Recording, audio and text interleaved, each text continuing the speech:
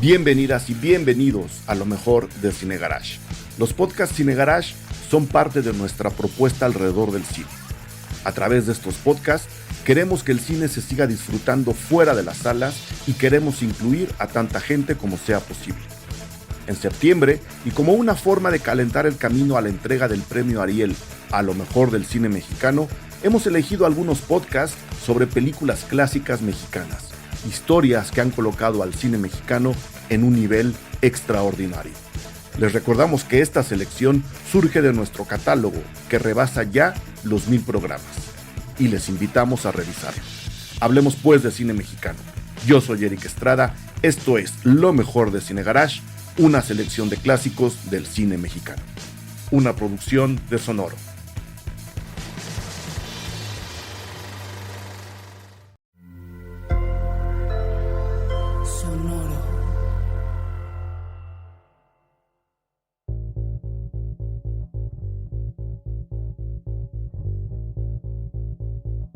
Selva Trágica.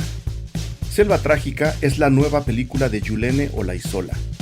Se trata de una historia en la que tanto el western como el cine de autor encuentran cabida para generar un ambiente que nos llevará de las leyendas de la frontera sur de México al cine de aventuras. Esta coproducción tiene una base sólida que liga con resultados sobresalientes, un guión fantasmal pero directo, una fotografía de junglas que evocan locura, un diseño de sonido que sin pirotecnias se escapa del realismo, un reparto tan anormal como efectivo y música que nuevamente escapa del lugar común de lo selvático y sensual y que sin embargo cobija a esta historia ambientada en el México de hace 100 años. Este 9 de junio la película podrá verse en Netflix. Para hablar de Selva Trágica invitamos a la directora, guionista y montadora de la misma, Yulene Olaizola. De eso trata este episodio. Yo soy Eric Estrada, esto es Cine Garage, aquí cabe todo el cine.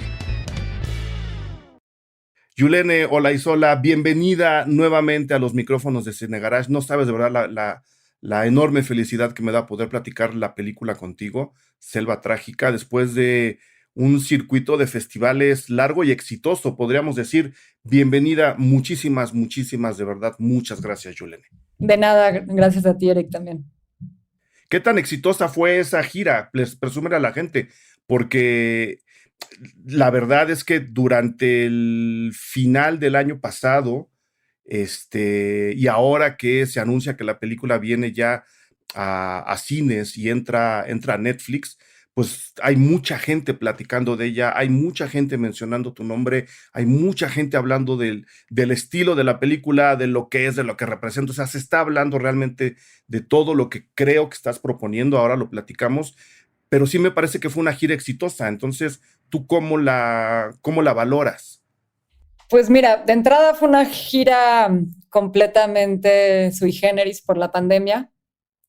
Eso cambió pues, las expectativas de qué se hace con una película. Y en ese sentido, pensaría que efectivamente fue exitoso porque de entrada la película se pudo ver en festivales y tuve la oportunidad de presentarla físicamente, estar de manera presencial en el Festival de Venecia, cosa que en el momento era un volado, no sabíamos si iba a suceder o Sí. no, días antes no sabíamos si íbamos a poder viajar, no sabíamos si el festival se iba a llevar a cabo. Y bueno, lo mismo pasó con los festivales que siguieron después de Venecia, siempre en la incertidumbre. Y obviamente hubo muchas restricciones para la película y para toda la experiencia que implica presentar una película en festivales, que viaje parte del equipo y del talento. Todo eso se vio bastante restringido, pero pensaría que tuvimos mucha suerte y que fue un proceso muy exitoso para las circunstancias tan difíciles que estábamos enfrentando, ¿no? Creo que muchos cineastas el año pasado nos encontramos en la misma disyuntiva de pensar qué hacer con las películas. Guardarlas un año, si la pandemia no termina, guardarlas 2 años, estrenar en medio de la pandemia, salir en cines, no salir en cines, ir a festivales. En fin, eran decisiones importantes y muy complejas, ¿no? Porque nadie sabía qué iba a pasar. Yo tomé la decisión riesgosa de alguna manera de estrenar en Venecia, sabiendo que Cannes ya se había cancelado, que Locarno se había cancelado, que en cualquier momento te podían cancelar Venecia una semana antes, empezaba a subir otra vez el pico de la pandemia, pero bueno, por suerte la libramos por poquito y la película se pudo ver ahí, la pudimos compartir con el público y a partir de ahí otros cuantos festivales, obviamente en menor medida que antes porque muchos festivales tuvieron que cerrar, ¿no? De plano. Claro.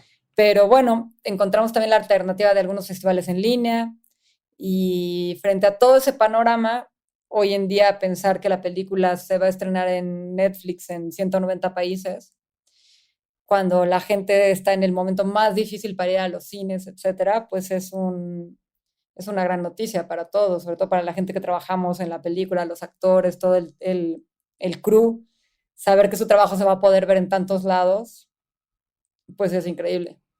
Yo creo que genera ilusión, a pesar de que, pues bueno, las circunstancias en las que ves una película en Netflix no solo son distintas, yo creo que incluso son contrarias a cómo se ve en una sala de cine. No quiero decir que esté mal, Sí, simplemente es muy diferente. sí, sí. Y yo le diría a la gente, y ahí es donde quiero empezar a platicar de tu película, le diría a la gente que tomen la conciencia necesaria para moverse al cine, en caso de que en sus ciudades haya también un estreno en salas. Me parece que la Cineteca la va a tener en la Ciudad de México, ¿no, Y en Yulene? Guadalajara también, la Cineteca de En Guadalajara. Guadalajara se va a Ujú. poder ver. Entonces, tengan el radar sobre sus salas porque así como le están pintando en la sinopsis y así como se ve de repente en el avance y todo aquello, pues parecería una película chiquita, como se le llama comúnmente a este tipo de películas, ¿no? Una propuesta pequeña. Yo creo que es justo todo lo contrario. Hay un cruce de talentos, y eso lo digo en mi texto sobre la película, un cruce de talentos que hacen de la película más allá de lo que normalmente significa o representa el ir al cine, a que te cuenten una historia, que lo hace.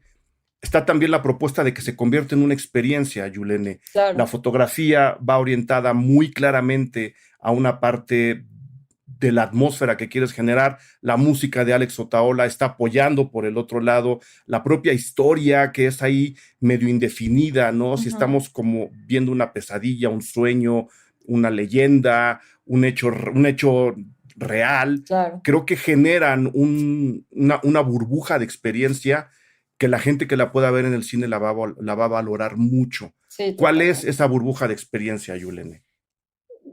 Pues mira, como más o menos lo dijiste, para mí es importante que el cine no solamente te cuente una historia, ¿no?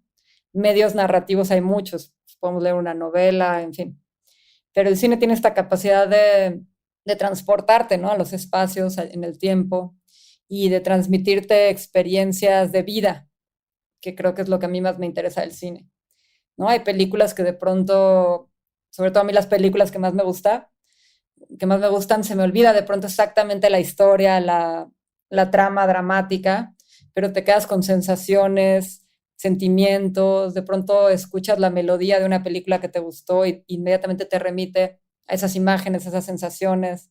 Entonces, para mí eso es importantísimo, como la experiencia cinematográfica. Obviamente esa experiencia cinematográfica siempre va a ser más completa en una sala de cine, ¿no? Eh, También para los que nos gusta el cine hemos ido aprendiendo a generarnos nuestra experiencia cinematográfica en casa, ¿no?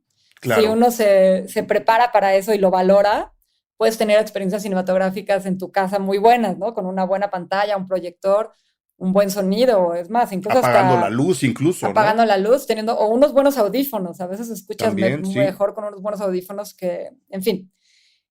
Pero definitivamente la película está hecha pensada en que el público vive esa experiencia de vida, esa experiencia de transportarse a la selva, transportarse al pasado, en la década de los años 20. Y eso para mí es importantísimo, como dices, además de contar una historia. claro. Esta vuelta al pasado, pues no es la primera vez que la ejecutas. Y yo he leído varias reseñas de la película en donde se insiste que tú a tu vez insistes en mirar hacia el pasado, ¿no? Si volteamos Epitafio, pues bueno, estamos hablando de la época de la conquista Ujú. en México. En Intimidades, de alguna forma, estamos también abriendo una ventana al pasado y ahora, pues de manera muy clara, estamos, como dices, a inicios del siglo XX. Sí hay esa búsqueda o han sido coincidencias, porque luego también tendemos a sobreleer lo que los cineastas están haciendo Claro. y están proponiendo, ¿no? Entonces, ahí está ya el podcast que hicimos sobre Epitafio, ahí está dicho lo que había que decir de la película. No sé si esto es una búsqueda personal artística al lado de Rubén, que te ayuda aquí a montar la historia, además, ¿no? Ujú. Que me gustaría hablar de ese montaje, o ha sido una coincidencia, una casualidad, cosas que la propia producción que te determina, de oye, pues es más fácil ambientarla en el siglo XX que hacerla como si ocurriera ahora. Claro. Es como una mezcla de factores, ¿no? De entrada, lo que más me llamó la atención o lo que empezó a detonar en mi cabeza las primeras ideas de la película tiene que ver con elegir una geografía y un lugar donde quiero filmar. Y en este caso era la frontera con Belice, que es una zona que yo conocí más o menos hace 10 años, viajando por el sur de Quintana Roo de vacaciones.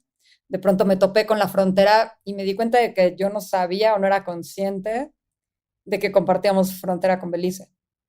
Y luego averiguando me di cuenta que la mayoría de mis amigos y gente cercana tampoco tenían ni idea de que somos vecinos de Belice. O si lo habías escuchado, no eres realmente consciente, ¿no? De que hay una Sí, frontera terrestre. como que no volteamos hacia el otro vecino, Así ¿no? es. Y no tenemos ni idea de qué es Belice, ni cómo es nuestra No, frontera. A menos que vivas en Chetumal, que comparten frontera, o en el sur de Quintana Roo, pues el resto del México no sabe mucho de nuestra frontera sur.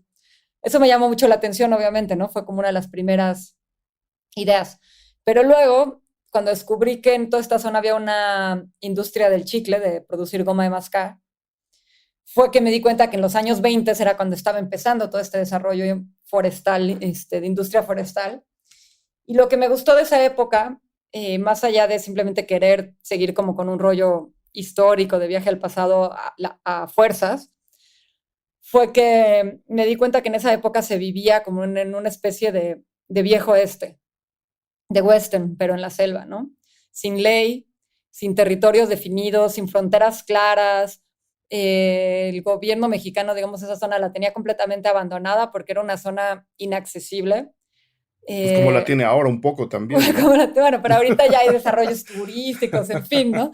Pero en esa época Que es otro tipo de literal, abandono, ¿eh? sí, también, Luego hablamos de más eso. cruel. Sí, En esa época no podías llegar por tierra, digamos, del centro del país al sureste. No cruzabas, no había caminos, no había carreteras, no había nada, ¿no? Incluso se viajaba por barco desde Veracruz hasta la península. Entonces, pues era como territorio de nadie. Y aparte estaba el factor fronterizo, con un país que era colonia británica, y todo eso dotaba a esa región como de mucha acción, poco orden, poca ley, hombres armados haciendo lo que les plazca, y una constante lucha con la naturaleza, porque en esa época era selva vasta y que lo cubría todo, y ujú. apenas había pequeños asentamientos humanos, ¿no? Muchas comunidades mayas y ni siquiera podríamos decir que había ciudades. Belice estaba mucho más desarrollado que México en esa época. Entonces, Ujú. eso me fascinó, como que me di cuenta que tenía la oportunidad otra vez de, viajando al pasado, hablar de esta lucha, digamos, del ser humano contra la naturaleza y de meterme en una selva vasta, virgen, cuando todavía la teníamos conservada, esa zona, ¿no?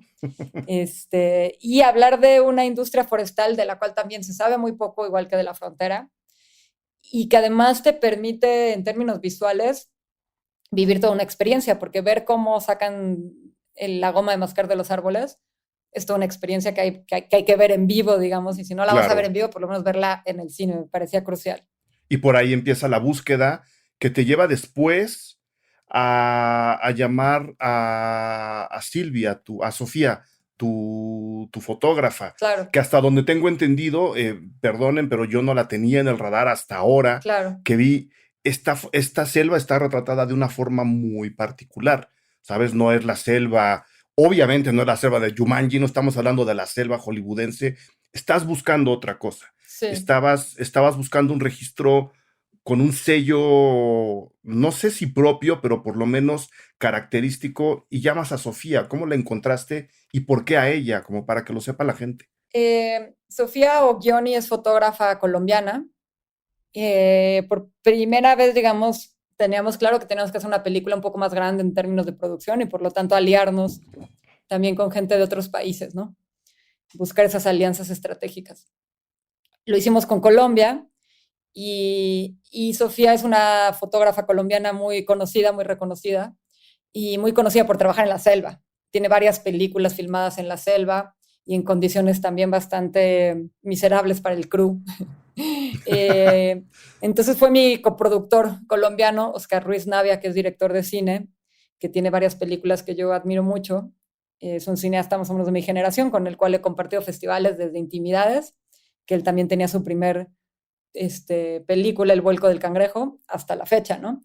Él me la recomendó y lo que encontré en Sofía, pues fueron varias cosas. Uno, me hacía mucha ilusión trabajar con una fotógrafa mujer, sabiendo que íbamos a ser muy pocas mujeres en el rodaje y que por un lado quería que mi actriz principal, que es beliceña, Indira Andrewin, sabía que la iba a poner en una situación incómoda, vulnerable, porque ella no habla español y va a estar rodeada realmente de un crew de 40 personas que solo hablan español.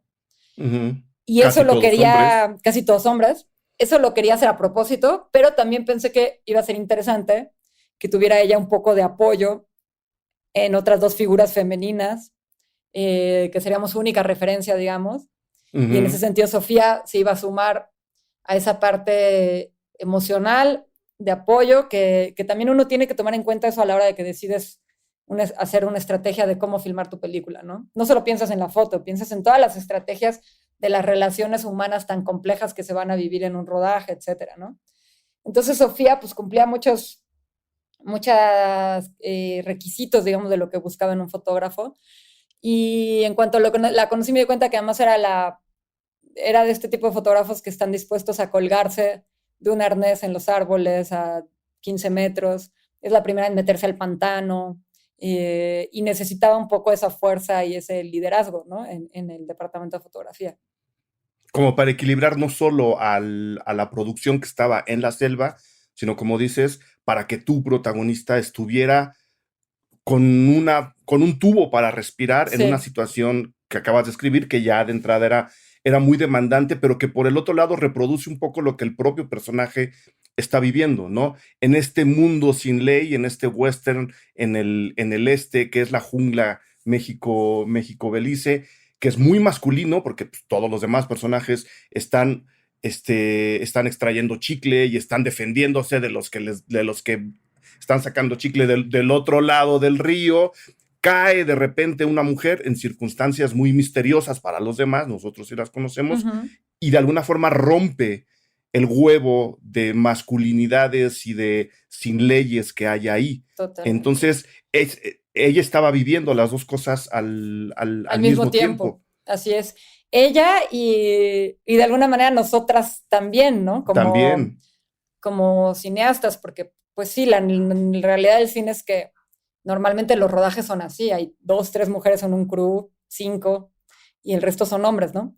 Pero era curioso las experiencias ya de rodaje, al tener no cualquier mujer, no cualquier actriz, estamos hablando de una chica y actriz natural, es decir, nunca había actuado antes, pero es una chica no solo talentosa, sensible, pero además es una mujer de 1,80, mulata, hermosa, muy atractiva, muy misteriosa, que obviamente pues generaba una energía y sacaba chispas en todos los hombres que estaban a su alrededor, incluyendo actores y también el equipo de filmación.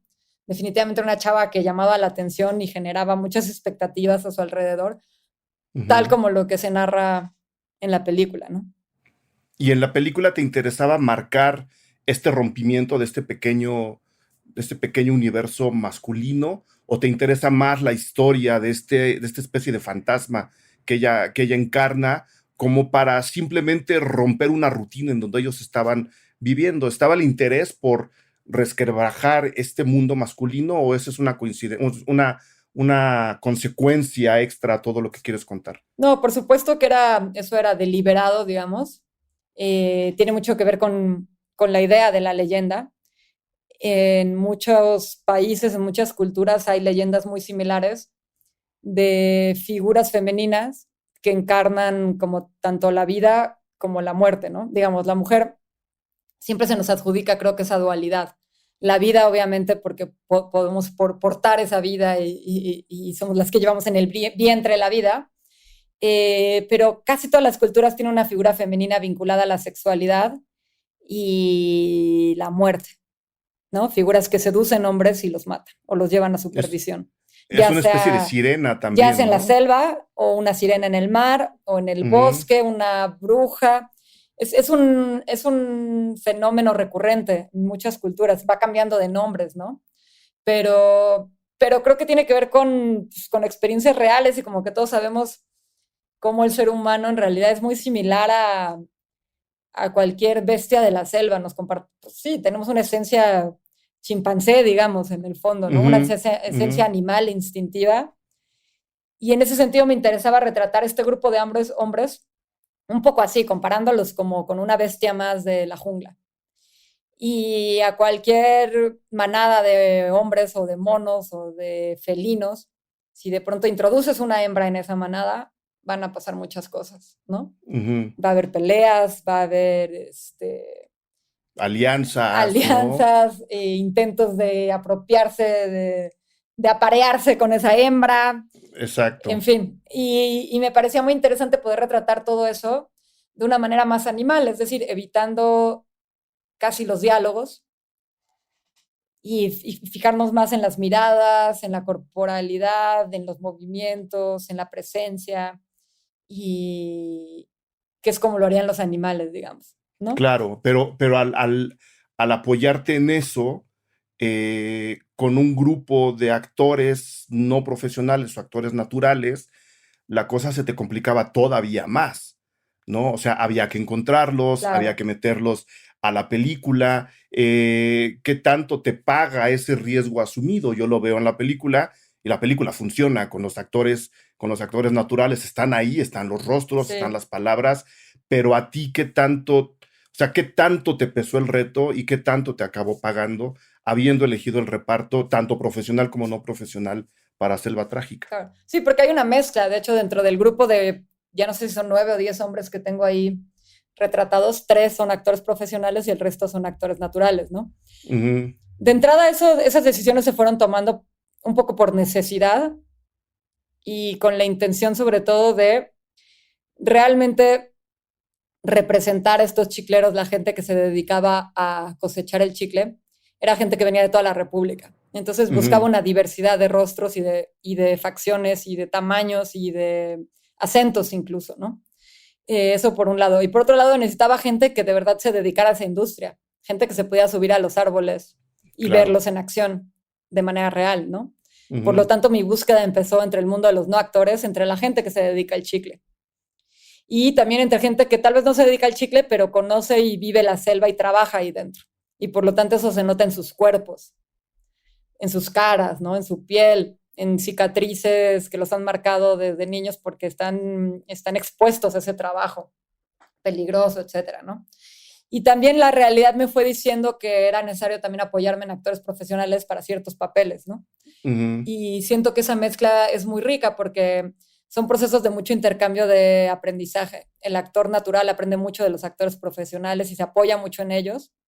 Y también el actor natural le enseña al actor citadino todo lo que desconoce de la selva, de cómo se agarra un machete, de cómo se camina en la Claro. selva. Entonces, cuando juntas ese tipo de elementos, de dualidades profesionales, no profesionales, hay un intercambio muy rico que creo que hace que se complementen. Y cada uno tiene sus dificultades, digamos. Yo estando en la selva no tenía que preocuparme por la comodidad de mis actores naturales. Claro. Sin embargo, sí tenía que estar preocupada por mis actores profesionales porque pues, están en un entorno que no es el suyo y están incómodos y les da calor y los pican los moscos y tienen que aparentar que todo eso no existe porque pues, es gente del que trabaja ahí, ¿no?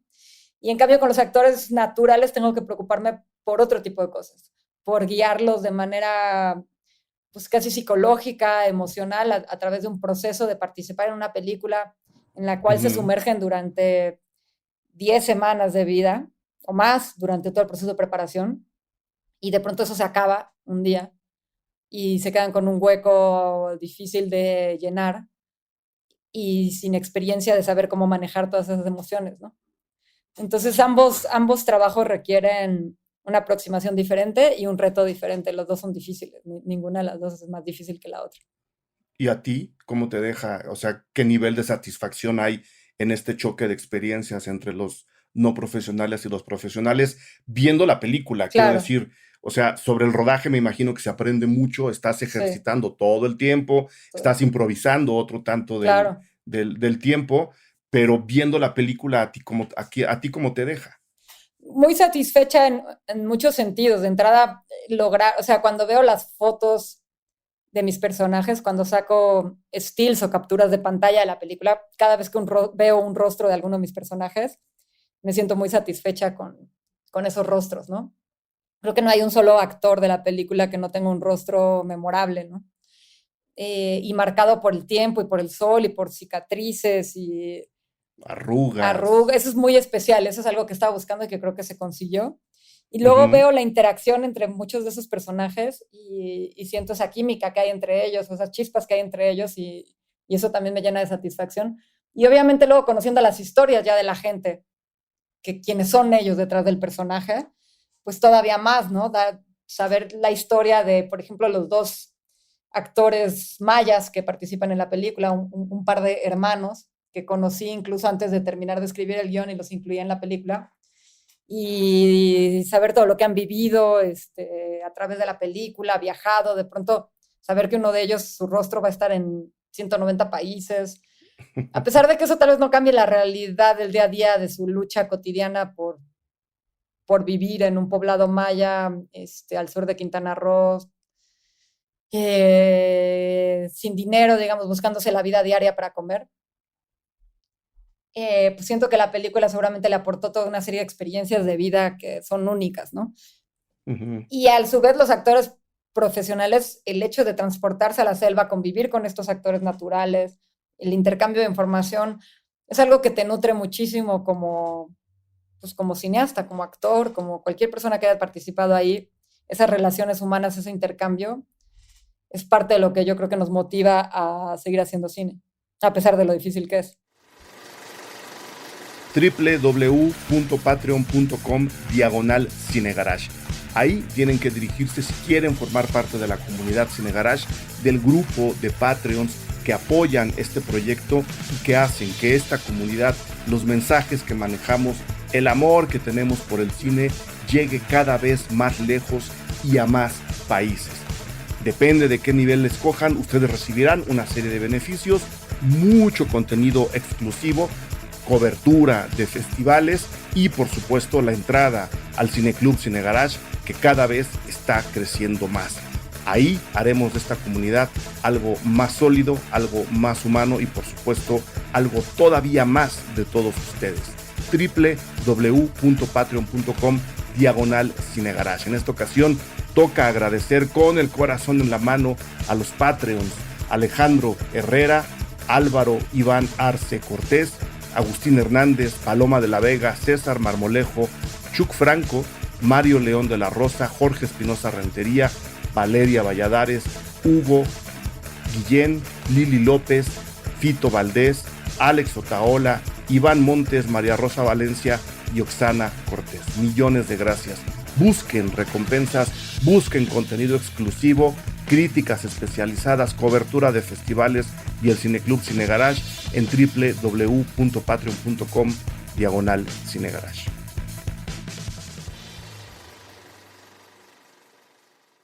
Más allá de o bueno, yo creo que incluso en conjunción con la mezcla, primero entre países, ¿no? Sí, Ya tenemos México-Colombia. No estoy seguro si Francia también es coproductora de la película o es un dato que tengo sí, equivocado. sí, sí, sí. También ellos.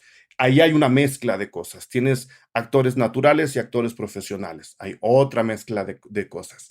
La película está hablada en 3 idiomas, por lo menos, ¿no?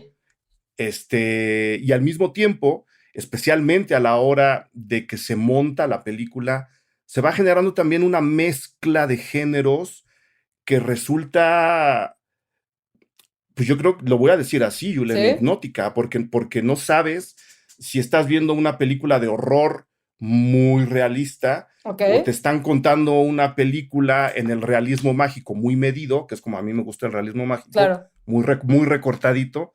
No me gustan ¿sabes? Los desplantes frondosos de realismo mágico, aquí, si lo fuera, también está por ese lado. Tienes tu dosis de western, ¿no? Sí, Y tienes también lo que yo llamo, y también por escrito en mi texto, un poco del cine de aventuras mexicano, del bonito. Yo pensaba en Viento Negro, por ejemplo, ok, cuando veía tu película, ¿no?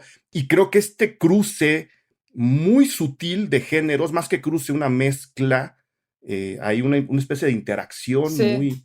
muy sobre las fronteras de géneros, viene del montaje, ¿no? De cómo están poniendo las acciones en la pantalla. Ok. De ahora vamos a ver este rostro y ahora vamos a ver a la mujer, pero ahora vamos a abrir el plano. O sea, creo que ahí hay un trabajo, supongo que les llevó mucho tiempo, pero que por el Sí. otro lado se hizo con un nivel de inspiración también muy peculiar, Yulene. Pues mira, creo que empieza desde el guión y recuerdo bien que yo tenía claro esta sensación de western porque haciendo investigación, digamos, histórica y de todo tipo sobre la región y los años 20 y cómo se vivía, era evidente que se vivía así, como en un western, ¿no? Eso la misma historia te lo dice. Grupos armados de chicleros, contrabando con Belice, contrabando de alcohol, contrabando de chicle, células de hombres armados, en fin, eso era una realidad, ¿no? En cuanto supimos eso, sobre todo Rubén me ayudó mucho, creo, a asumir y afrontar la idea de empezar a jugar con los géneros, sobre todo Ujú. en el western. Él me ayudó mucho a diseñar las secuencias de balazos, a dirigirlas también, porque son cosas que uno de pronto yo no había hecho antes, ¿no? Él tampoco, pero Ujú. bueno, pues ahí éramos dos cabezas, nos echábamos la mano. Y claro, todo eso se refuerza en el montaje, ¿no?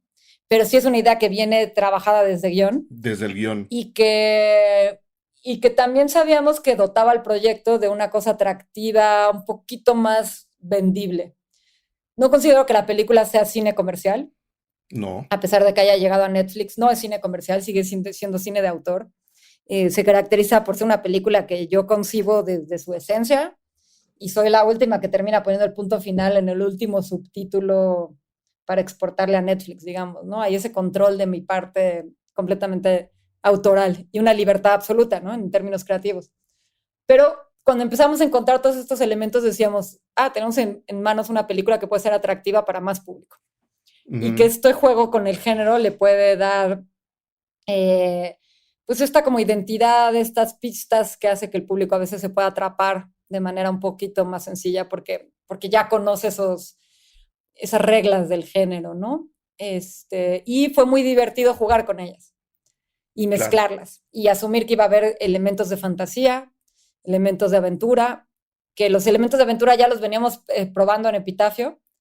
Y también en Epitafio empezábamos a jugar también con una cosa como onírica, la mente que te juega chueco y tienes Ujú. procesos alucinógenos, místicos, mágicos, ¿no? Es algo que ya habíamos probado en Epitafio.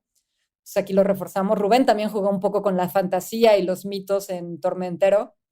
Claro. Y es una película que es en una geografía similar. Entonces era algo como que creo que ya veníamos explorando y simplemente lo catapultamos un poquito más, ¿no?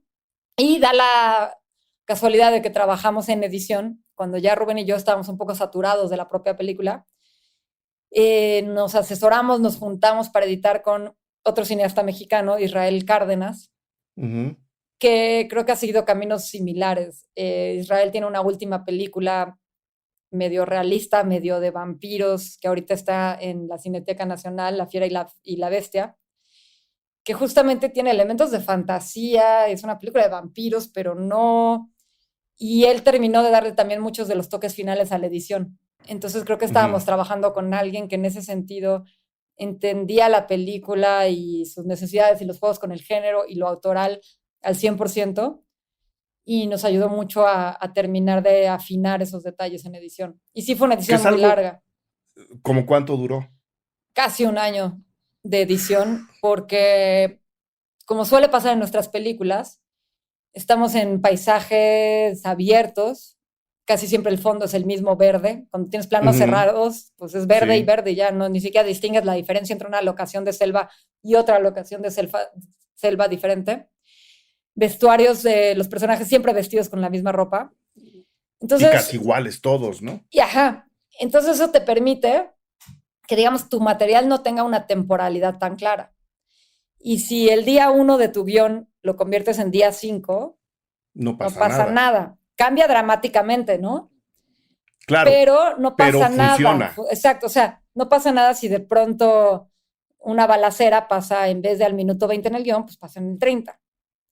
O si la violación de la chica se mueve del lugar, digamos. Tienes mucha libertad en ese sentido. Y cuando hay tanta libertad, tomar las decisiones se vuelve mucho más difícil. Claro. Porque siempre tienes una guía, ¿no? Que es esta esencia de la película, un poco lo que querías contar, pero las películas se transforman tanto en la edición y en el montaje, maduran tanto, que hay que volver a probar todas las opciones, ¿no? No puedes llegar y montar lo que escribiste nada más porque esté escrito. Claro. Tienes que analizar lo que filmaste, lo que obtuviste en el material, tratar de alejarte de tus ideas preconcebidas y pensar cuál es la mejor película que puedes sacar de ahí. Sí, volver a hacer la suma. Volver a hacer la suma desde cero. Y eso implica volver a pensar por dónde inicio la película. Con las hermanas feliceñas, con los chicleros. Sí, esto va a ser un flashback o realmente empezamos con eso, ¿no? Me conviene contarlo Hay al principio, miles a de la mitad. opciones. Claro, Miles de opciones. Entonces eso lleva que es mucho justo tiempo. es justo lo bonito del lenguaje. Y pues sí, como dices, un año de trabajo ahí.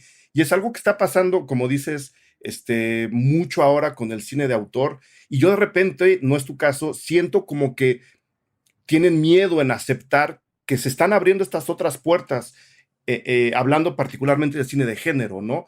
Yo no creo que abrir, en este caso, abrirte al cine de aventuras, meter un poco de delirio, hacerlo un Sí. poco más atractivo, como decías tú, yo no creo que eso necesariamente traicione a la propuesta autoral de una película. Yo No, creo que para estamos nada. ya en un momento en donde esas puertas tienen que abrirse, ¿no? Más bien siempre hemos estado ahí, ¿no? Cuando yo pienso en los cineastas que más me gustan, pensando en Werner Herzog, por ejemplo, pues el cine de Ujú. Herzog es completamente de aventura. Cada película suya es una aventura, así sea un documental o una Sí. ficción, es una aventura impresionante, épica, diría, Ujú. siempre, ¿no? Este, y así como Herzog, pues muchos otros, ¿no? Hablabas de Apocalypse Now, obviamente no había intenciones de hacer cosas a ese nivel de aventura, ni de pirotecnia, ni de nada de eso. Eh, pero creo que los cineastas, sí, el cineasta más autoral que te puedas imaginar, también siempre ha coqueteado con los géneros, ¿no? Veíamos a Claro. Tarkovsky haciendo cine de ciencia ficción en Ujú. Solaris, ¿no? Y jugando un poco con el género. Eso ha pasado siempre y eso no es lo que define si el cine es autoral o no, más allá de los géneros, va más allá de eso. Claro, claro.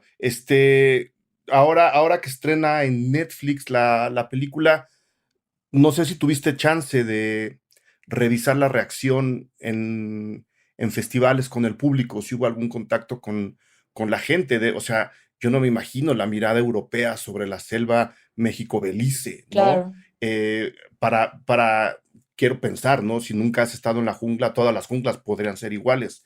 Esta es una selva muy particular. No sé cuál fue la reacción del público en los festivales, si es que pudiste tocarla, y no sé Pues, cuál, o sea, la dime. pudimos medir un poco en Venecia, y digo Ujú. poco porque el evento marcado por la pandemia había poco intercambio con el público, ¿no? Claro. Por ejemplo, no había preguntas con el público a la hora de las funciones por evitarlo de pasar el micrófono y todo este rollo. Ujú. Entonces, digo, lo que sí pude notar, porque había gente que se acercaba en la calle, por ejemplo, a felicitarte, ese tipo de cosas, las mismas críticas o comentarios de periodistas de otras partes del mundo, europeos, asiáticos, en fin, es que la película les había abierto un mundo que no conocían, ¿no? Empezando por la frontera con Belice, obviamente muchas dudas geográficas, ¿no? De Belice es un Claro. país, ¿dónde está eso? Y como hablan inglés, de pronto la gente cree que tal vez está filmada la película en la frontera norte. Claro. Hay una confusión ahí de esto es Estados Unidos, no, pero en el letrero dice que es Belice, en fin, mucha curiosidad por ese lado, y mucha satisfacción de descubrir el mundo de la selva y meterse sí, meterse ahí como a lo más profundo de esta selva, ¿no? Eso sí lo noté. Y también mucho placer. En Venecia pudimos tener la oportunidad de llevar a Indira, la actriz principal, Ujú. y ella definitivamente esta misma atracción que genera en pantalla la genera en la vida real, ¿no? Y es una chica que llama la atención de fotógrafos, de todo el mundo, digamos, camina por la Claro. calle y pues llama la atención de todo el mundo. Y la verdad es que de pronto te das cuenta estando en Venecia que, por ejemplo, estábamos en la ceremonia de clausura y ella se dio cuenta que era la única persona, o por lo menos la única mujer de raza negra en todo el evento. Wow. Y eso te habla, pues sí, de la realidad de mucho de nuestro cine, del cine que se ve en Europa, del cine que se ve en México también. Obviamente no estamos Sí. acostumbrados a tener personajes afroamericanos o negros en nuestras películas, excepto por la película esta de La Negrada, que habla de ese origen de, en fin, no es como tan convencional y menos en nuestras geografías. Ujú. Entonces todo eso es muy interesante. El hecho de que la película esté hablada en los idiomas que mencionabas, ¿no? Maya, inglés, Y español, español. y todavía se cuela por ahí una secuencita en creol, ¿no? Que es Ok. esta lengua mezcla o híbrida ahí entre inglés, lenguas africanas, Francés, francés, español, no sé sí, bien sí, sí. exactamente ni qué es, pero es una mezcla de todo, que también se cuela por ahí. Y la música, Yulene, ¿cómo la trabajas con Alex Otaola? Porque eh, no es que él sea, o sea, no es nuevo haciendo música para película, pero la música queda también en este nivel fantasmal. Apenas se escucha, apenas hay por ahí un par de sonidos que de repente se oyen y que de repente explotan. ¿Cuál fue el trabajo alrededor de la concepción de la música con Alex? Fue muy interesante. Ahora con Alex hicimos un experimento que fue que le di el guión y él empezó a componer con el guión, sin ver una sola imagen de la película. De ahí creo que salieron algo así como 5 temas Ujú. con los cuales yo empecé a trabajar en edición. Un par de ellos creo que llegaron hasta el final, se fueron modificando, mejorando, perfeccionando la duración, en fin. Pero un par de ellos sí llegaron hasta el final, otros inspiraron otros temas y se fueron modificando, pero fue interesante que empezó todo a través del guión. Entonces, Alex empezó a elegir, por ejemplo, el tipo de sonido de la Ujú. música a través del guión y decidió que iban a ser puros sintetizadores. No hay un solo instrumento musical, son puros sintetizadores. Es decir, Ujú. música electrónica, digamos, ¿no? No, Claro, no punchis, pero es música sí, electrónica. claro, claro. Este, y eso fue muy interesante, como contraponer, no sé, la selva que te podría remitir a algo tribal, a músico, a instrumentos prehispánicos, yo qué sé, Más percusivos incluso, percusivos, ¿no? nos fuimos como por algo no tan esperado, ¿no? Y me acuerdo que en algunas funciones cuando estábamos editando generaba algún choque que mucha gente no le gustaba, pero a nosotros nos convenció desde el principio y creo que se fue depurando y depurando y depurando. Y algo que hace una capacidad que tiene Alex muy peculiar en su música y es que entiende perfectamente bien la música atmosférica, ¿no? Sí, No es un músico que esté demasiado atado a estas grandes melodías. Entonces es un músico que sabe trabajar casi desde la construcción del diseño sonoro. Hay ujú, momentos de la película donde no sabes qué es diseño sonoro y qué es música y se fusionan. Y eso creo que acompaña muy bien a los sonidos de la selva. Y hay otros momentos mucho más melódicos donde sí una melodía queda en primer plano y te va guiando, digamos, por las emociones. Eh, y esa versatilidad de Alex es muy, muy rica y creo que la música termina de hacer que la experiencia cinematográfica tenga su peso necesario, ¿no? La música claro, ayuda muchísimo para esas sensaciones. claro, y aporta mucho justo a la experiencia de la que hablábamos en un principio. Entonces, quiero felicitarte y a ti y a todo el equipo por el trabajo, por la película, por el resultado. Desearles toda la suerte posible. Estrena en Netflix el 9 de junio, Correcto. Yulene. ¿Sí? El 9 de junio, y como dijimos, En Guadalajara y en Ciudad de México podrá verse en sus respectivas cinetecas, me imagino. En Cineteca Nacional, el 3 de junio. Estrenamos primero, digamos, en salas de cine. En salas. Y luego en Netflix, una semanita después. Pues muchísima suerte, Yulene. ¿Algo que quieras agregar? No. Ahora Nada sí más. que invitarlos a que vayan a ver la película a los cines si pueden, y si no, pues estará en Netflix, abierta para todo el mundo. Lo que digo yo, el combo ganador, verla en cines y luego repetirla en Netflix las veces que ustedes quieran. Genial, eso está ideal. No. Mil gracias, Yulene. Muchísima suerte con Selva Trágica. A ti, muchas gracias también. Chao. Bye. Gracias por escuchar Cine Garage. Si nos escuchas en Apple Podcast, regálanos una reseña para que más gente descubra este podcast. Suscríbete a Cine Garage siguiéndonos donde sea que escuches este programa para enterarte de nuestros próximos episodios. Cine Garage es parte de Sonoro. Ingresa a sonoromedia.com para escuchar más de los podcasts que aquí se producen. Este episodio fue producido por Brenda Bulnes-Meni y Paola Estrada Castellani. Agradecimientos especiales a Paco de Pablo y Héctor Fernández Mosquera.